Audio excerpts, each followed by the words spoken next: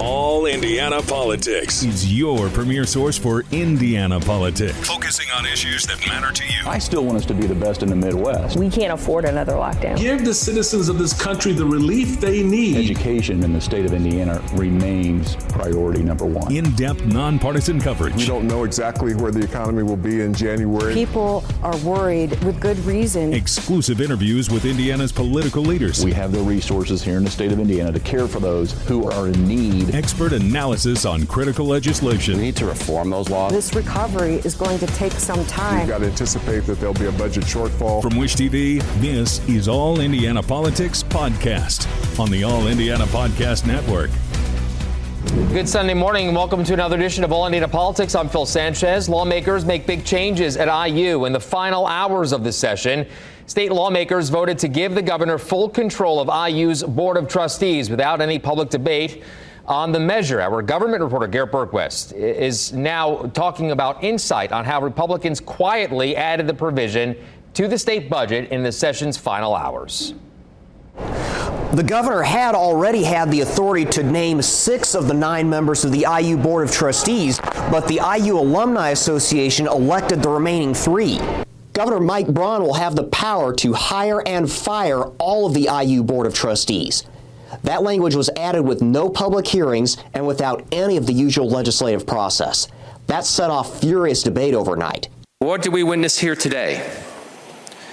We witnessed the power of the supermajority to deny our constituents due process, to be able to use your power in this chamber, in that chamber, in this General Assembly, to lock the public out.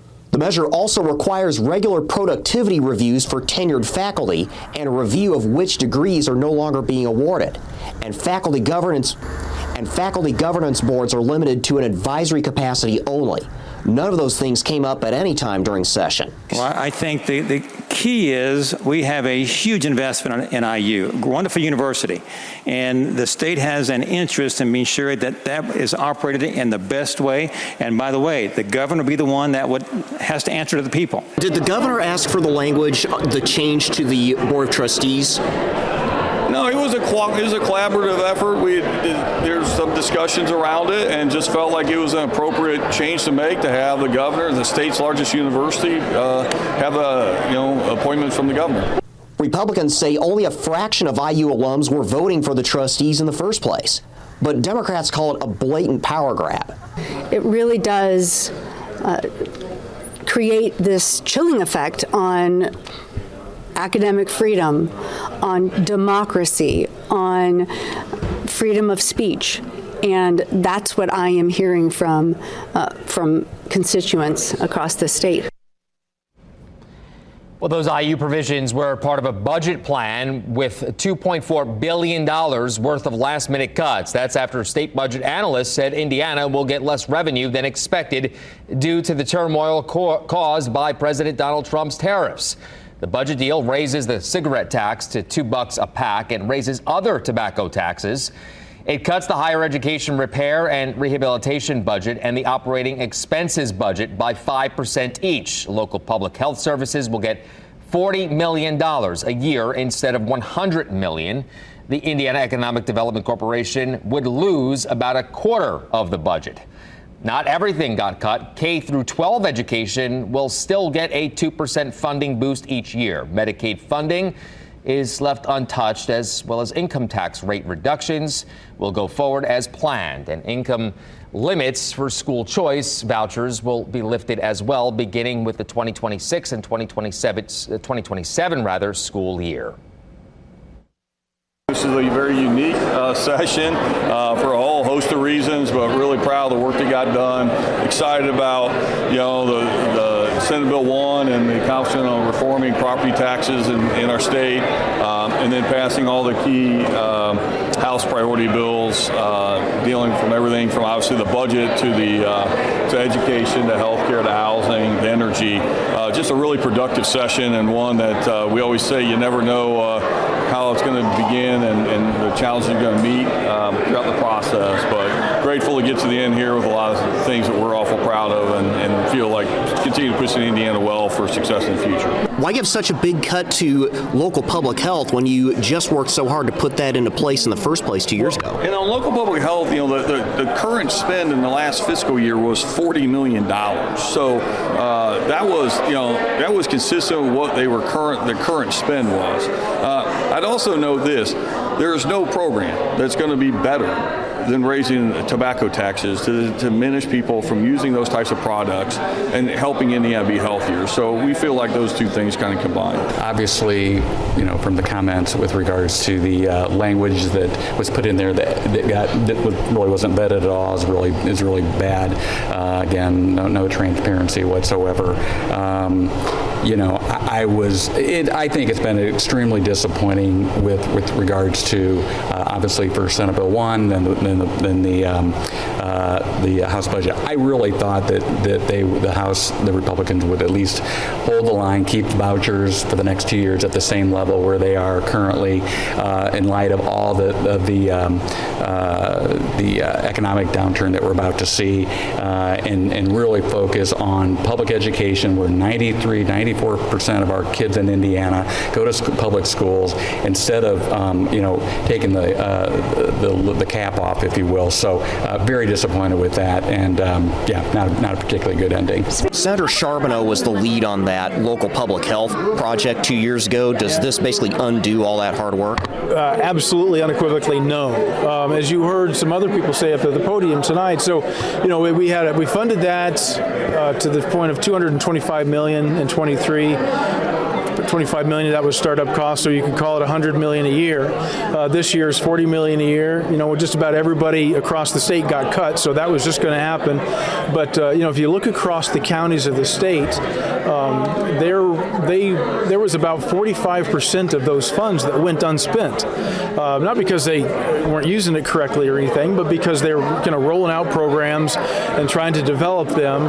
And so when you fund this at 40 million a year, maybe they'd want a little bit more, but everybody's left this budget wanting a little bit more. But this still continues to fund the public health projects, and it's our hope that in a couple of years we'll be able to fund that at a stronger level. Prior to the budget bill coming out, the final version of the budget bill, was there ever any indication to you at any point in session that Republicans were interested in changing who appoints the trustees to the IU board? Never. We never heard that language.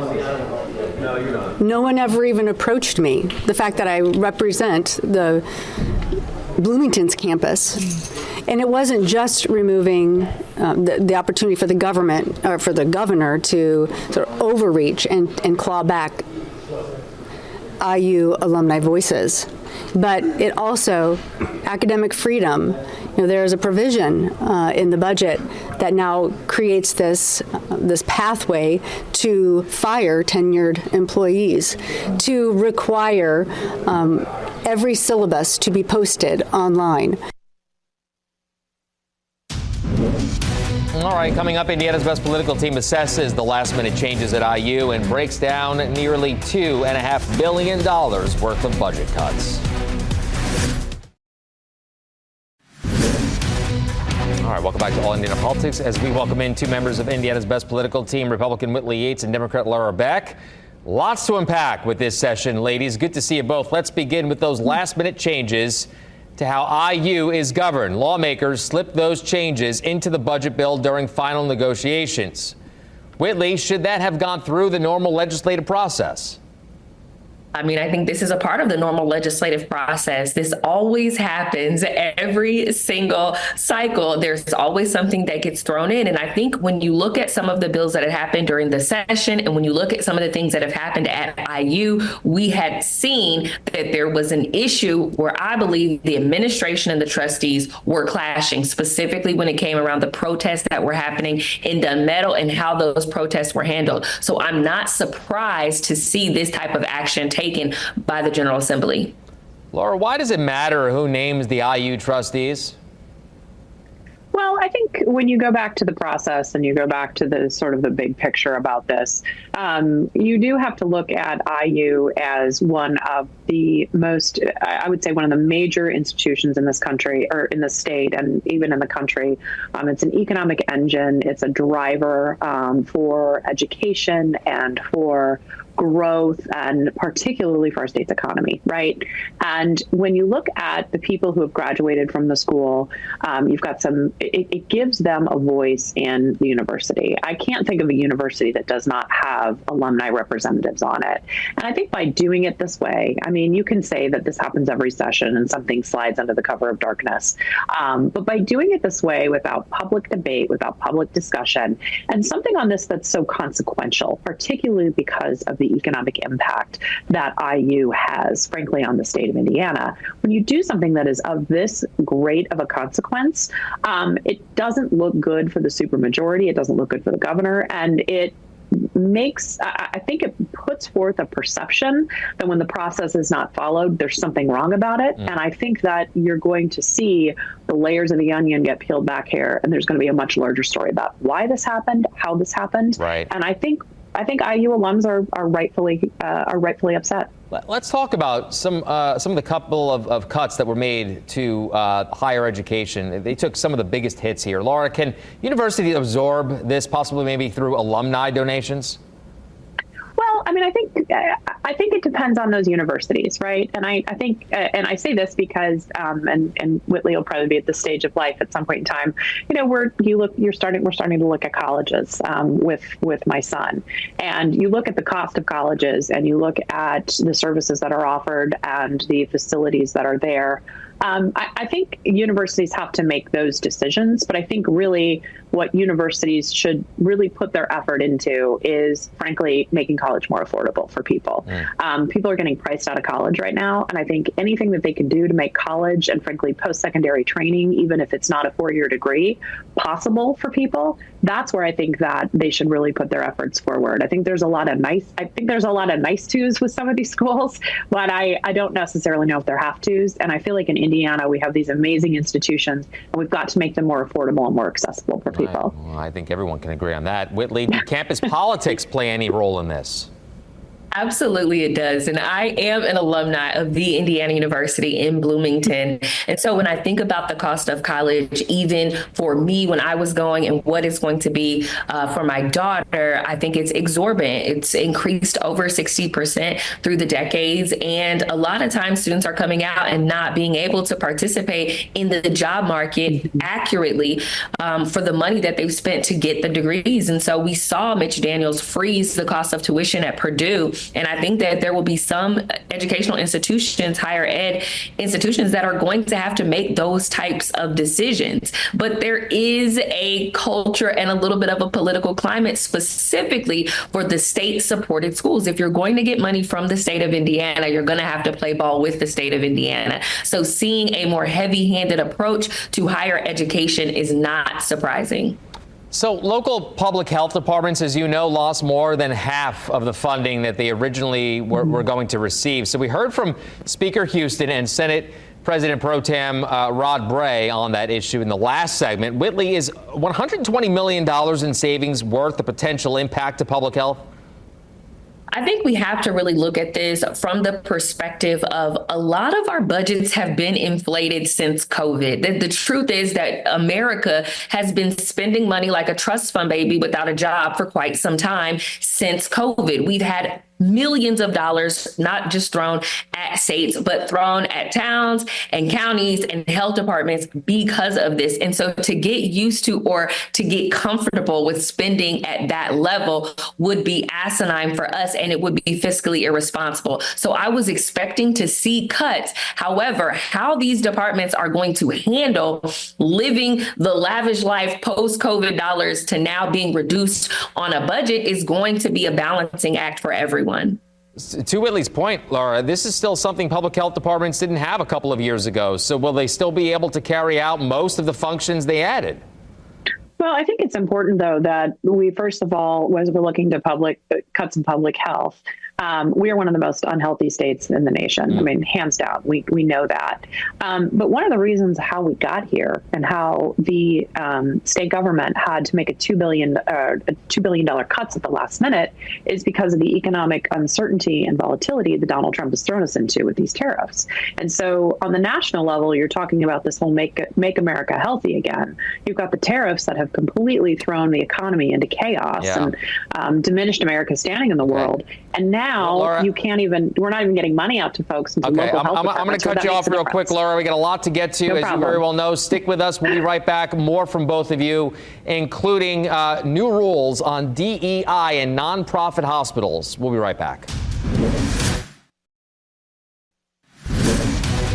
All right, welcome back to All Indiana Politics. Still with us, of course, Democrat Lara Beck and Republican Whitley Yates. Let's turn to some other actions lawmakers took on the last day of the session. The State Office of Management and Budget will have to study what the average hospital fees are for nonprofit hospitals beginning in 2029. Any hospitals that exceed the state average would lose nonprofit status for 1 year. Laura, could this lower health care costs?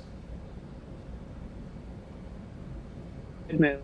Something that the governor has been really advocating for and has been doing this long before he was even in the Statehouse. And frankly, I think this is a good opportunity because we know that costs in Indiana are among some of the highest. And it's a good way to standardize it. It's a good way to understand why your bills are different from different hospital to different hospital, different system to system. And I think it's a good first step. I think we want to make sure that rural hospitals are not impacted negatively.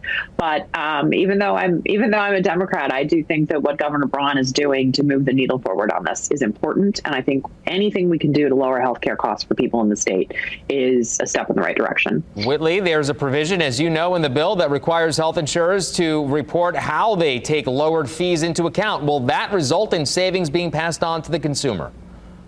I think that's the hope. I think what they're really trying to do in this freedom and opportunity agenda, he's been talking about this. He's been making waves when he was in Senate when it comes to healthcare costs. And so bringing that expertise to Indiana, I think is great. We don't want Hoosiers to be price gouged by hospitals, and nonprofit hospitals in particular, I believe, have a duty to make sure that their fees are transparent so that we can shop around for the best prices and the best rates. And so seeing this level of transparency added to our healthcare system is a win for Hoosiers. Another big topic, lawmakers sent Governor Mike Braun a bill to dismantle diversity committees at public universities. It also would prohibit schools or universities from taking any action based on what it calls personal characteristics. Whitley, is there a risk that this could be interpreted, in your opinion, in a way that impacts how we teach about topics like civil rights debates?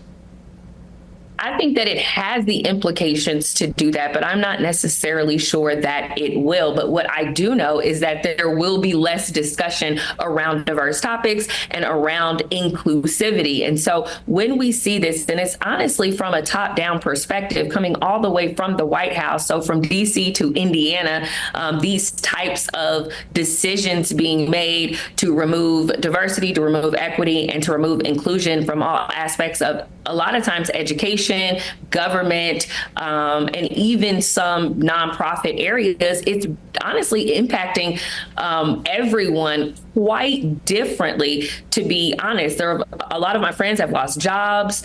A lot of the nonprofits I know that cater to underserved communities have lost money and aren't able to do the functions that they were able to do to serve these communities. So my question, honestly, is not about what they're taking away, but what are they adding to help the underserved communities that clearly are at the bottom of the at the bottom of the bad statistics, and how we are going to move forward as a state and being more inclusive for all people. Yeah. So, Lara, it seems like you agree on that just by what I'm seeing you shaking your head. Also, and I'll let you respond. Also, I can't argue with that. Find a way around this, you think, Lara? I'm sorry, what you wanted to know, a way around it? Is that what your question was? Will schools be able to find a way around it? You know, I don't know if I don't know if they will, because I think what we're seeing is at the state level, there is just almost like a vice grip, or they're trying to put a vice grip on education, particularly how our kids are taught. I mean, I think Whitley goes back to a really important conversation, and that is that there are people doing incredibly good work. And the more educated we are about diversity and inclusion, the better that we can be. and the better that our state can be, frankly. That means more kids who have opportunities. That means a better economy. It means all of those different things. But I firmly believe that so much of the conversation about diversity that is especially coming out of Washington and out of the Statehouse, it's meant to divide us. It's meant to have us talk about. It's meant for us to look at our differences and to lock in on those differences and to not give up or agree on anything. When in reality, we have so many things we have to do together as a state that we don't need more to divide us. We need more to actually unite us and get us to work more together. Yep. I think a lot of us can agree on that. All right, Lara, Whitley, always good to see you both. Thank you so much for taking some time. Good conversation. And we will be right back. Thank you for joining us for All Indiana Politics this week. We'll be back here next Sunday morning at 9:30. And be sure to check out the All Indiana Politics podcast online at wishtv.com. Have a great rest of your weekend. From Wish TV, this is All Indiana Politics Podcast on the All Indiana Podcast Network. Watch All Indiana Politics live Sunday mornings at 9:30 on Wish TV and at wishtv.com. Subscribe to this podcast and listen weekly here on the All Indiana Podcast Network. And be sure to discover even more great podcasts at allindianapodcastnetwork.com.